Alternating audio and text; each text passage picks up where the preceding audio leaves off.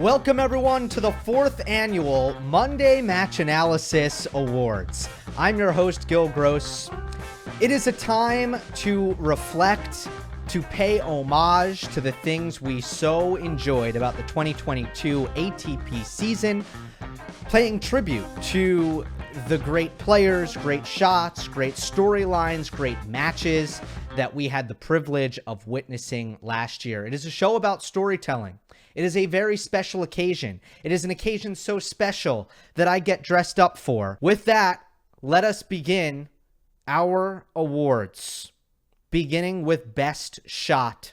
The Monday Match Analysis Award goes to J.J. Wolf for his left-handed passing shot against Stefanos Tsitsipas in Miami. J.J. Wolf being a righty, hitting a lefty forehand passing shot against Tsitsipas that was as pure as can be. Rafael Nadal-esque from J.J. Wolf, open stance, sliding lefty forehand passing shot. You know my rules for picking shot of the year? No hot dogs, no lucky shots. I'm looking for uniqueness. I'm looking for that X factor, a rare attempt, something you don't see often. That is where this shot really excels. I have seen players, right-handed players, take, their right hand off the racket and hit lefty forehands. Usually, Maria Sharapova used to do it a lot. Usually it comes off as a weak defensive lob, a desperation dink, not a bullet in the corner. Best shot of the year, usually a winner. This was an emphatic winner. Tsitsipas couldn't really even move for it. Shot of the year is usually a great get. This was a pretty good get. Not really the point of this shot. Not what made this shot so great. Another thing I really love about this shot is that it has a good backstory. Sebastian Korda was asked about it. He practices with Wolf all the time. Korda said he does this in practice regularly. And then they asked J.J. Wolf about this shot, and J.J. had an explanation for why he's able to pull this off with such ease, with such comfort. And the reason is that he broke his wrist playing soccer when he was a child and spent an entire summer playing lefty. And that is where he developed that lefty forehand. To this day, when J.J. Wolf is warming up, he hits a couple of lefty forehands to get that left wrist loose, to get it going. So it is no coincidence that JJ was able to pull this off. And just to put a cherry on top of the backstory here, both of Jeffrey John Wolf's parents are lefties. This shot was not a coincidence. This shot was not lucky. This was just an incredible display of skill that I think is oh so deserving of the shot of the year. A couple of honorable mentions. One goes to Carlos Alcaraz for his behind-the-back shot at the U.S. Open against Jannik Sinner. This probably would have been shot of the year had it been a winner, but it was not a clean passing shot. He had to follow it up and hit a backhand pass on the next shot, but incredible shot by Alcaraz. Rafael Nadal's passing shot against Alexander Zverev in the tiebreak to wrap up the set at Roland Garros. That was a tremendous passing shot. However, I feel like the situation, more than anything, really elevated that shot. I've seen Nadal do it before. The uniqueness just wasn't quite there enough, although it was a scintillating shot. And then the last honorable mention goes to Pablo Carreno Busta for a shot that he had at the Australian Open that was just so quirky and so heads up, where he actually ran around the net post to his opponent's side of the court in order to finish off a shot that bounced onto his opponent's side of the court. So heads up play by Carreno Busta there, something you rarely, if ever, have seen, and PCB deserves big shouts for that one. Our next category is Story of the Year. Off-court Story of the Year. And this is something that punctures the tennis bubble, something that gets the attention of not just the tennis world, but the world at large. And in 2022, that is the farewell of Serena Williams and Roger Federer, two absolute legends, calling it a career in 2022. And I think one of the great things about what we saw here is that both of these legends got send-offs that were not only memorable, but send-offs that we can feel good about as fans. Serena was honored after beating Djokovic at the US Open in front of the most electric tennis crowd at Arthur Ashe Stadium you will ever see. And I liked that the tribute of Serena Williams came after a win, so she could fully appreciate it. Whereas most of the time, tennis players are celebrated for the final time after a loss because most players at that point in their career are not winning any tournaments. I thought the USTA did a great job. They did the occasion justice with Gayle King presenting a video tribute from Oprah, the presence of Billie Jean King. It felt larger than tennis. And if there's anything that's appropriate for Serena, it's a ceremony that feels larger than tennis. Roger Federer's farewell was also a dream scenario because he was surrounded by the rivals that made his career so special. And the emotion, not just from Roger, but from those rivals, particularly Rafael Nadal, Novak Djokovic, Andy Murray, it was moving. Federer's words were unbelievably uplifting. And for what was on paper a very difficult end to Roger Federer's career, I felt his words would give his fans around the world a little bit of solace, a little bit of good feelings that it did end in a good place. And we should be smiling because it happened, not crying because it's over. Not to mention that Roger's ending at the Laver Cup seemed like a fitting transition to Federer's entrepreneurial life, considering the fact that the Laver Cup in itself is one of Federer's creative inventions and his creative properties with his very own agency, Team 8. So a no-brainer to me that the story of the year in 2022 is the retirement of Serena Williams and Roger Federer. But when I did pose the question on Twitter, at Gill_Gross is my Twitter, when I asked you guys what you thought the award should be, I actually got a different answer. More often than not, most of you said, and this is an honorable mention, Djokovic. Djokovic in Australian immigration crosshairs. And the reason I did not go with Novak being stuck in the mess in Australia in January is because I like this award to go to a story that has some positive feelings associated with it. You look at the last 2 years, and that's not to say that it is always a positive story, but usually you can take some positive out of it. Australian bushfires, one in 2020, when the Australian Open and Tennis Australia raised an incredible sum of money to support the bushfires that were ravishing Australia at the time. In 2021, it was the disappearance of Peng Shuai, and not that in itself, but the way the tennis world rallied around that topic and took real action to attempt to pressure China to give the desired outcome in Peng Shuai's case. The story of the year should have at least a semblance of feel-good aspects to it. Another honorable mention goes to Wimbledon banning Russians, ATP taking points away. This is another story that I sincerely wish never happened.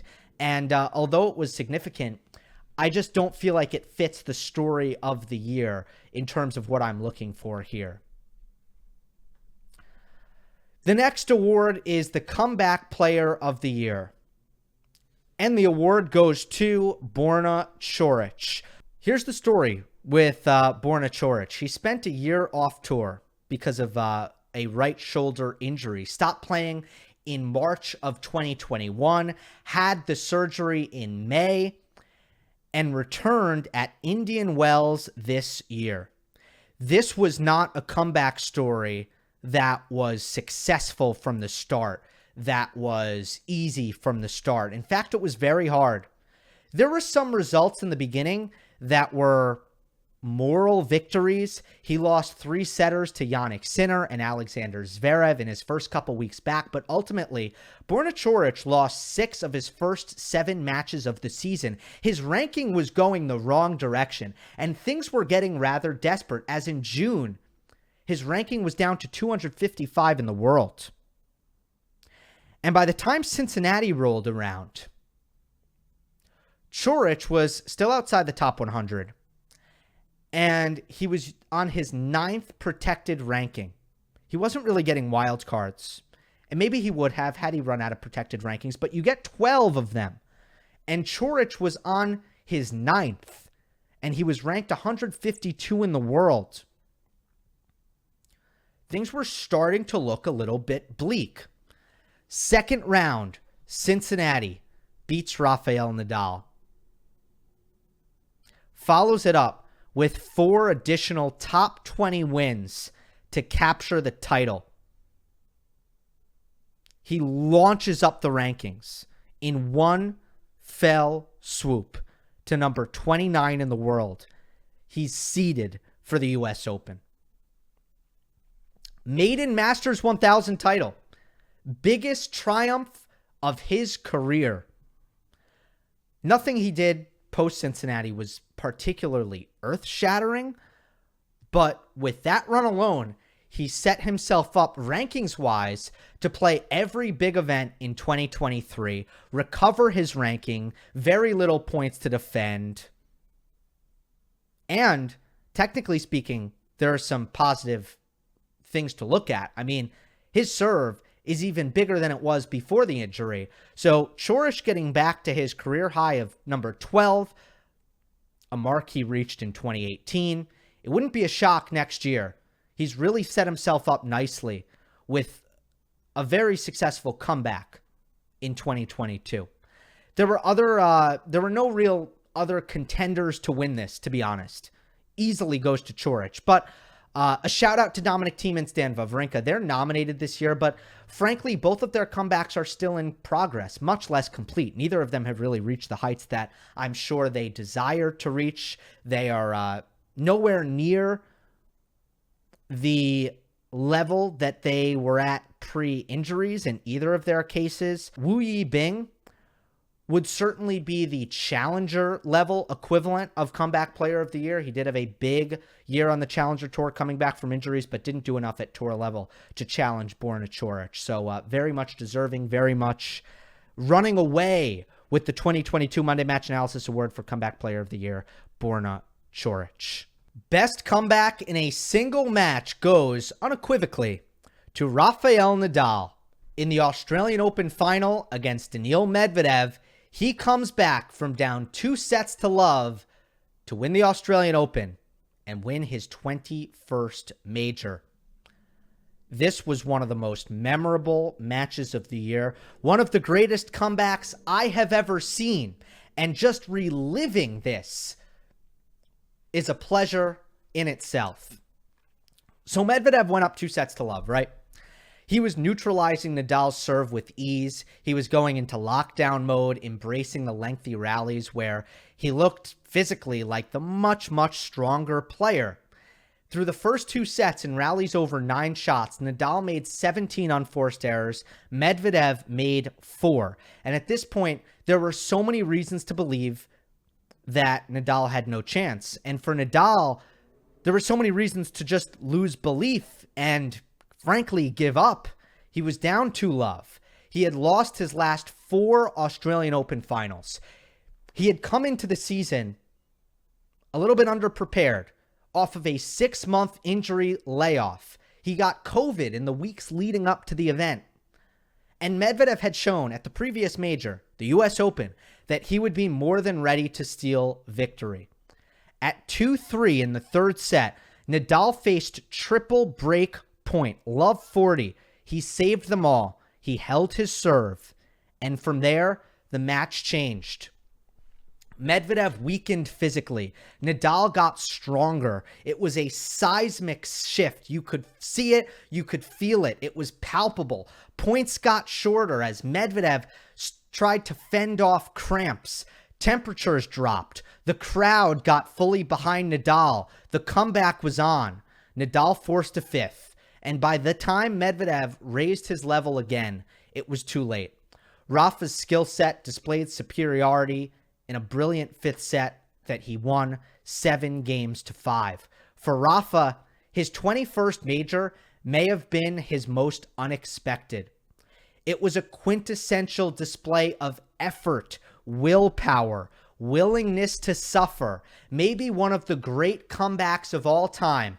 It was just the 7th time in the Open era that a player has come back from 2 sets to love down in a major championship match. On Monday Match Analysis, I called it a symphony of willpower and technical mastery. This is a slam dunk. This is a slam dunk. No need for any honorable mentions. Nadal at the Australian Open, best comeback in 2022. Our next award is for Most Improved Player, and this one goes to the year-end number 1, Carlos Alcaraz. Coming into 2022, it was clear that Carlos Alcaraz was a top prospect. He won 2 titles in 2021, including the Next Gen Finals in Milan. He made the US Open quarterfinals. He finished the year number 32 in the world. But we've seen this time and time again. The closer players get to the top of the sport, the harder it becomes to make upward progress. In other words, jumping from number 40 to number 20 in the world's rankings is infinitely easier than jumping from number 20 to number 1. Alcaraz made that jump, that 20 to number 1 jump, as quickly as you'll ever see. Let's face it, we've seen so many young players recently get stuck at that tier 2 level, break through to the top 10, and begin to kind of run in place, not quite able to crack through. Alcaraz blew through the yield sign. He was playing at a tier 1 elite level before anyone could have predicted it. He really tore up the first half of the year. 4 titles, Rio, Miami, Barcelona, Madrid. His only losses in that long stretch of time from the Sunshine Double to Roland Garros was an epic with Nadal and a fatigue loss to Korda in some nasty wind in Monte Carlo. In the second half of the year, he was also very, very good. But heading into the US Open, you could poke some holes in his resume, particularly his performance in majors, where he lost all 3 of his matches against top 20 opponents. Berrettini at the Australian Open, at Roland Garros, Alexander Zverev, at Wimbledon, Jannik Sinner. He emphatically put those concerns to rest at the US Open, winning his first major title. In doing so, becoming world number 1, the youngest ever to do that. To me, that feat was just confirmation of everything I felt all year, that Alcaraz's ascendancy was history unfolding before our eyes. It was a player who went from good to great in such a short period of time, we could barely process it.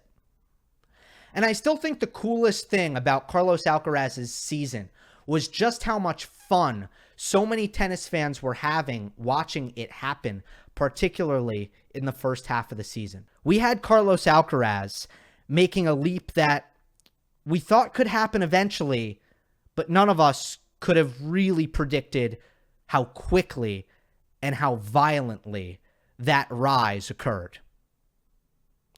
Very much deserving, Carlos Alcaraz, your 2022 Monday Match Analysis Award for Most Improved Player.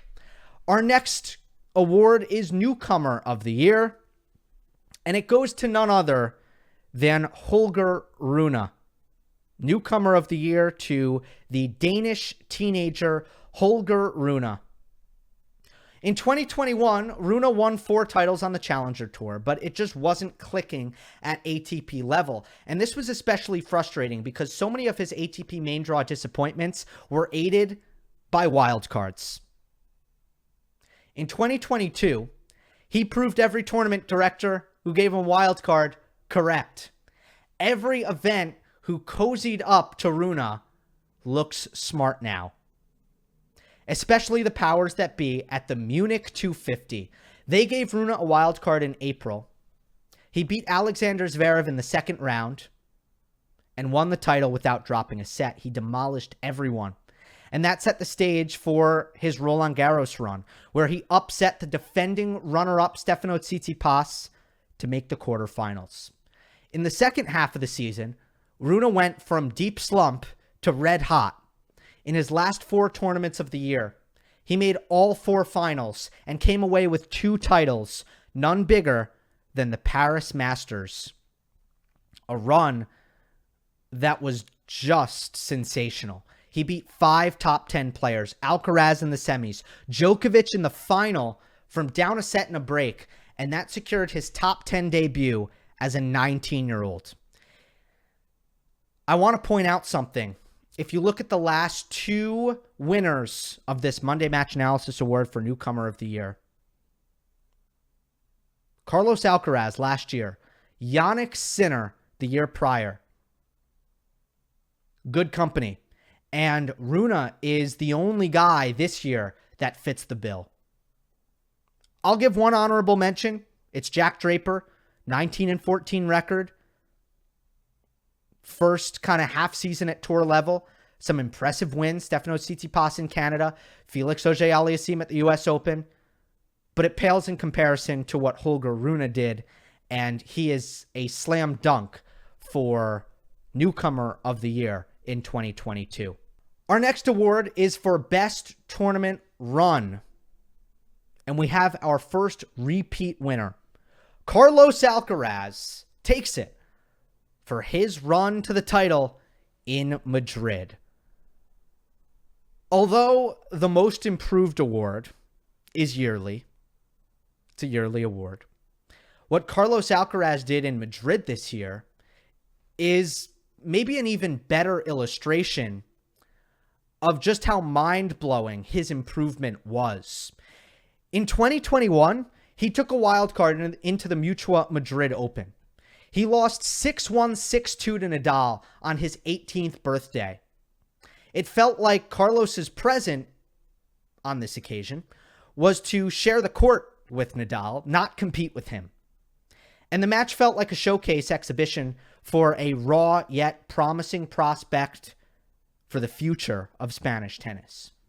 Just 1 year later, in the same stadium, Alcaraz took him down in the quarterfinals. It was Nadal's second loss of the season.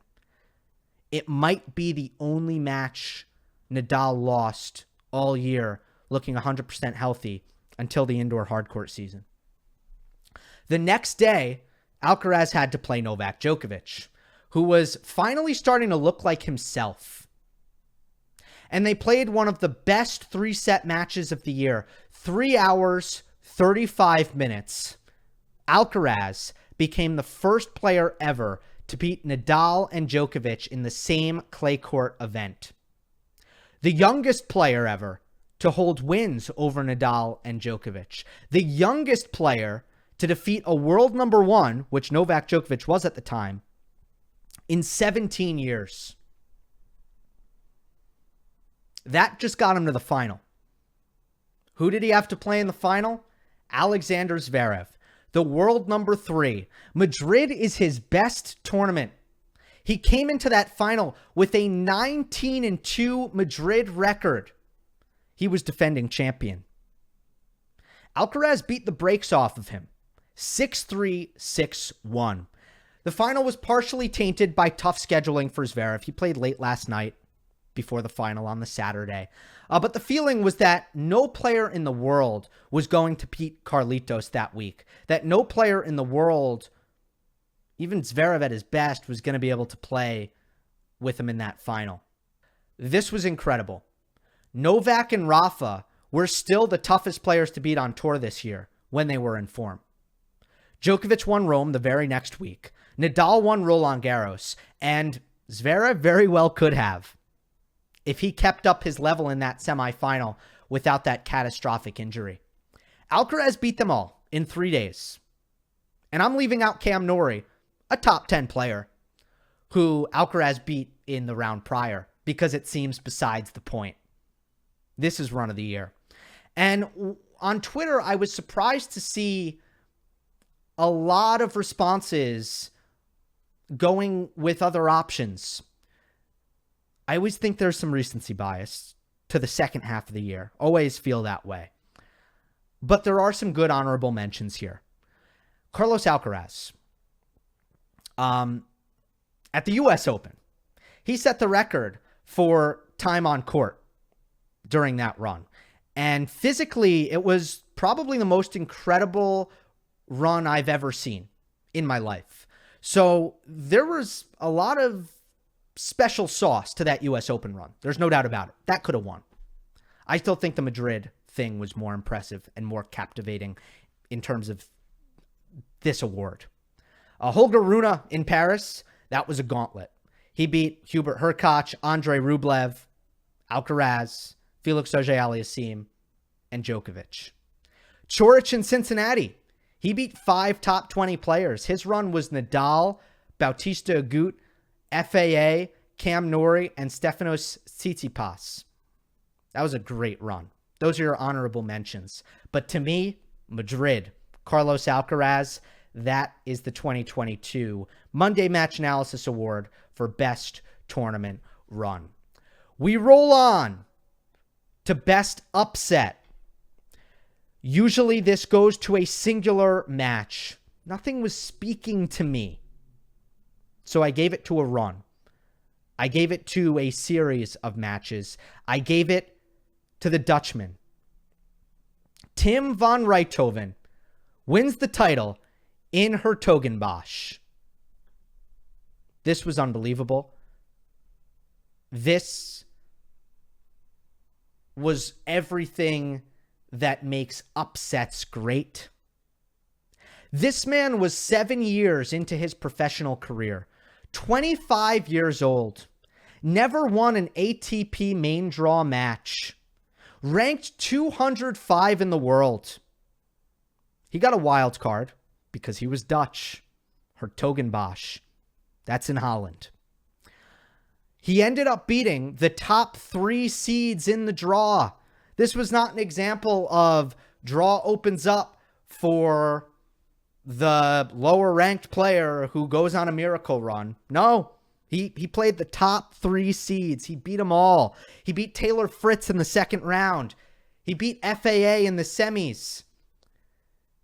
He beat soon-to-be world number 1, Daniil Medvedev, in the final. Just to underscore how out of nowhere this was, Daniil Medvedev said after the match that he remembered Tim van Rijthoven from juniors. That essentially means that Daniil hadn't thought about the guy in over 5 years. And then, next thing you know, he was losing in straight sets to him in a final. This was the wildest underdog story of the year. And it was so impressive. And everything that makes those 250 weeks potentially so special. Because to Tim van Rijthoven, it didn't get much bigger than this. And we'll see. It may never get bigger than that. Honorable mentions. Daniel Galan beat Tsitsipas at the U.S. Open in the most surprising early round upset of a top seed at a slam. And oftentimes, this is how this award goes. Usually it's a top seed at a major who gets stunned. I was at that Galan-Tsitsipas match, at least portions of it, and I just couldn't make it upset of the year. Why? Nobody really cared. It wasn't a good match, and Serena was playing. And there were a lot of upsets that day. It was kind of crazy. It wasn't even on Ash. It just didn't feel big. Was it shocking, stunning, gobsmacking? Yeah. But was it memorable, fun, interesting? Not really. Not really. I was at the match. It didn't have much juice. Hugo Gaston beating Stan Wawrinka. He won it in 2020. That match, center court, Chatrier, crazy crowd, drop shots galore. That's what I'm talking about. Last year, Alcaraz defeats Tsitsipas, third round, U.S. Open, packed ash, 5 sets, tiebreak. That's what I'm talking about. Galan over Tsitsipas? No. Tiafoe beat Nadal in a very memorable match that did capture the attention of the world.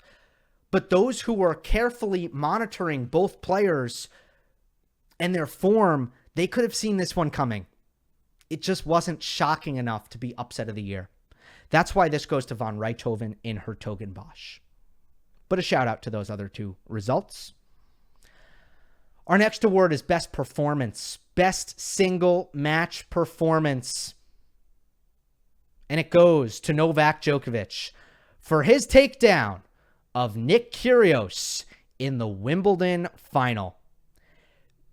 This award is essentially the most impressive and highest level of tennis that was achieved all year. It was the single match performance that was most impressive. And I believe that was this win, Djokovic over Kyrgios in this Wimbledon final. First of all, the pressure on Novak was enormous, and I don't think that should be understated. Djokovic knew that if he lost, he'd probably go without a slam in 2022. Lo and behold, he wasn't able to play the U.S. Open, so he would have gone slamless in 2022 had he lost this match. Nick's serving was terrifyingly good, and he clearly got himself in good enough physical shape, the physical shape necessary to arrive at the final with his body intact. And I thought Nick played a great match. And that was lost on some people because of his antics in between the points, yelling at his box, the histrionics. A lot of people, I think, were watching the match, and unfortunately were like, oh, Nick's losing it. Nick's out of his mind. Nick's going crazy. Nick's losing focus. But I was just watching. I was taking note of that. There's no doubt about that. But I was watching the tennis. Nick was playing well. Nick was playing well. And for the final 3 sets of the match, Djokovic is returning. Once again, conquered an S-tier serve on a quick surface. Like none other. Like no other return of serve can do. The play by Novak from the baseline was absolutely perfect. The control on the backhand from sideline to sideline, along with his mixing of drive, slice, and drop shots, was deadly. The forehand was flat and penetrating, making Nick's, in comparison, look slow and spinny. And for the quality that Djokovic was playing with off the ground, it was damn near unfair how few errors were coming off of his racket. I'll admit, this category wasn't as obvious as it's been in past years. It was a little bit more subjective this year, perhaps. But I'm looking for a few things here. A big high-stakes match, a supreme level of tennis from start to finish, leaving the outcome of victory in no doubt against an elite opponent whose level was threatening. And this Wimbledon final by Djokovic checks all those boxes and was flat out the most impressive performance I saw this year. Honorable mention. Funny enough, the last 2 years it's gone to Roland Garros matches between Nadal and Djokovic. In 2020, Nadal's win, straight sets over Djokovic in the final. In 2021, Djokovic's win, 4 sets over Nadal in the semis. And this year, that match, it gets an honorable mention. It was a huge match. It was definitely one-sided for Nadal in terms of the outcome not being really in doubt. he didn't come close to losing the match. But I think Djokovic has performed better, a lot better. And I think Nadal has had better performances. One of them was 2 years ago when he won this award. So to me, this Roland Garros quarterfinal, this occasion, it didn't quite do it for me. I thought Nadal played obviously a really, really great match, but I wasn't left quite as impressed as I was with Djokovic's performance against Kyrgios at Wimbledon. Let us move on to our penultimate award. It is Match of the Year, and I am so honored to say the 2022 Monday Match Analysis Award for Match of the Year goes to the U.S. Open quarterfinal between Carlos Alcaraz and Jannik Sinner. A match I was at, which is crazy. Definitely the best match I've ever witnessed. Let's start here. A classic match should have a great backstory.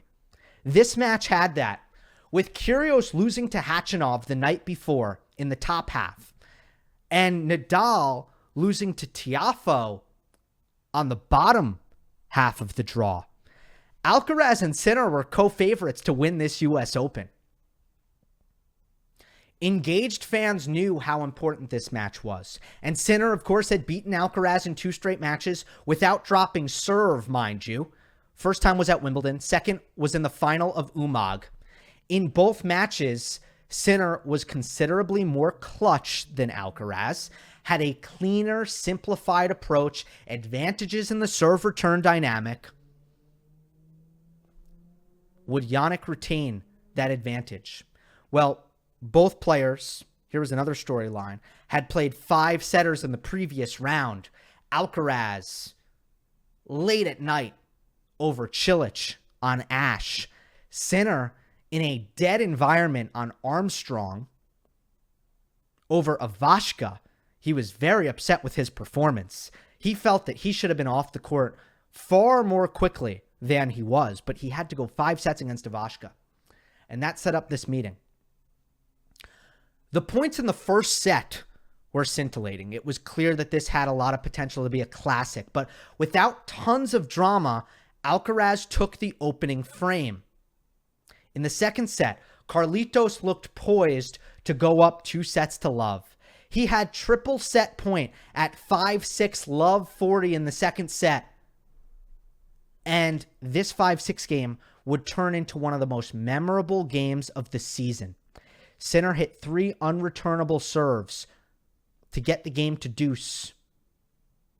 He worked to game point to force a tiebreak. And on game point, Alcaraz hit the greatest shot I've ever seen in person. It was an honorable mention for shot of the year. Behind the back passing shot. Back to deuce. He earns himself another set point. And on this set point, he has a forehand, mid-court, wide open court. All he has to do is make it. Sinner is guessing the wrong direction. Alcaraz misses the forehand. And we play on, and Sinner forces the tiebreak. It's an extremely high-quality tiebreak, as good as you'll ever see. Jannik won it on a backhand down-the-line return winner. Jannik won it. We go to a third set. It's just as tense as the second. You thought surely the winner of this set was going to win the match. It was too late at night. It was too physical. Surely the winner of this third set was going to win the match. It goes to another tiebreak, and Sinner runs away with it. 7-love.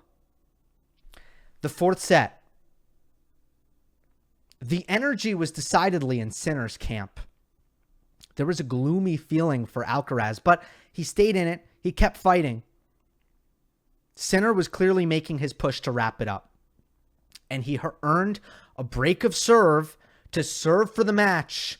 He saved a break point with a big first serve and arrived at match point. Jannik Sinner, match point.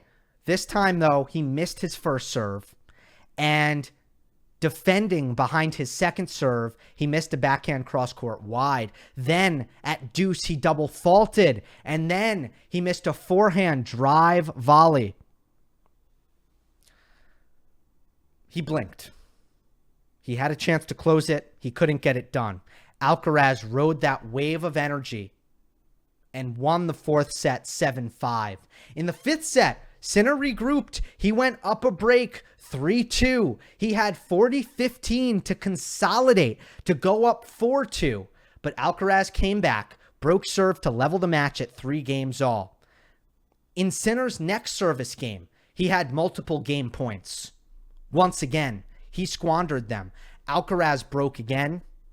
He served for the match, and he did so with the confidence that Sinner could not.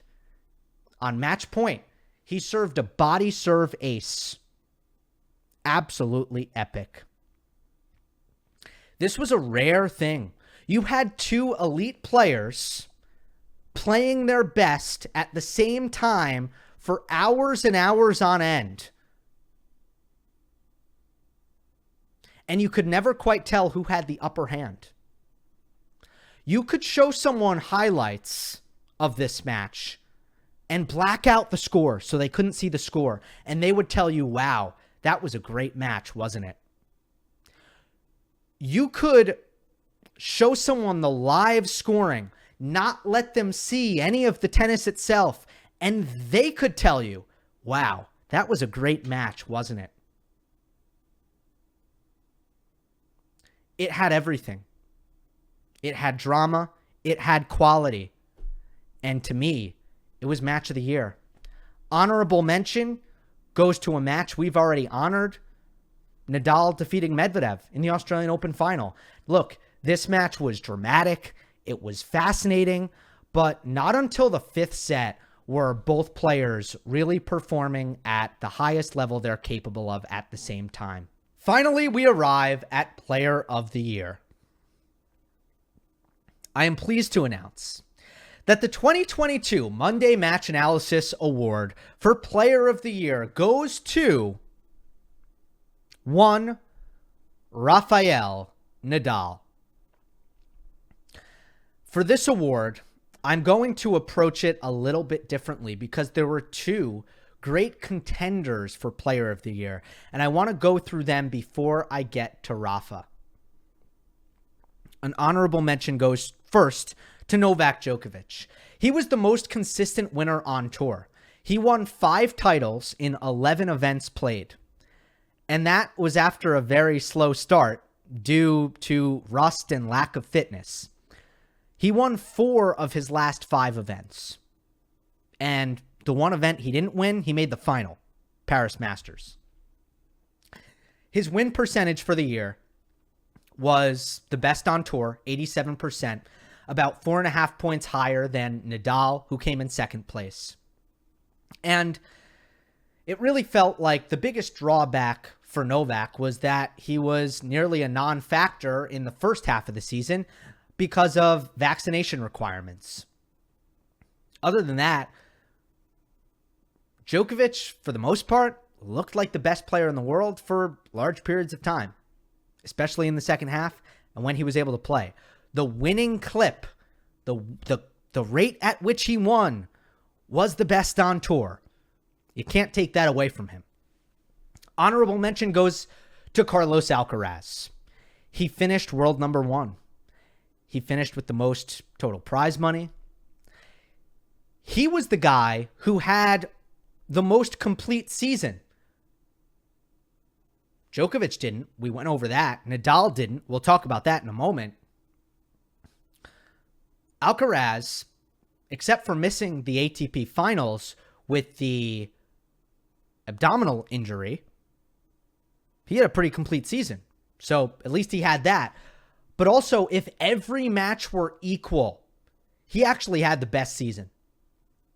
If we didn't care about majors more than we did masters, more than we did 1000s, more than we did 500s, and so on, Carlos Alcaraz had the best season. he had more wins than the other two. He went 55-12, 14 more wins than Djokovic, 16 more wins than Nadal. The second most wins on tour behind Tsitsipas, but Alcaraz's win percentage was 10 points higher than Tsitsipas's. So he simply had the best match record. And he finished year-end number one, suggesting that with the mathematical weighting of each tournament and its importance, he had the best season.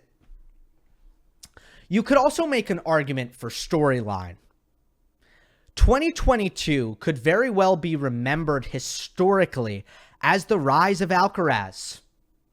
I associate 2005 very closely with Nadal and 2011 very closely with Djokovic. You could make a good argument that 2022, in a similar fashion, could be that marker in tennis history for Alcaraz. And in that respect, how could he not be Player of the Year? Well, I kind of throw that out the window here. This award goes to the most successful player. And to me, that is Rafael Nadal. That was Rafael Nadal in 2022. And it's about majors. He took the lead in the slam race by winning the Australian Open and Roland Garros. And the player who wins the most majors has a huge advantage in this award. When the best few players in the world look back at their seasons, success is very much defined by what happens at the fore. And there needs to be a very compelling reason to give it to somebody else when one player won more majors than the others.